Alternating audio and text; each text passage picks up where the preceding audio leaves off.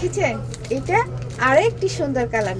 রাখি, Indian brand রাখি inspire. রাখি হচ্ছে একটা ইন্ডিয়ান নামি দামি ব্র্যান্ড। কতটা সুন্দর জামাটা, সিল্ক কটন। এটা হচ্ছে জামা, এটা হচ্ছে কত সুন্দর। সব হেলদি আপুদের জন্য ওকে।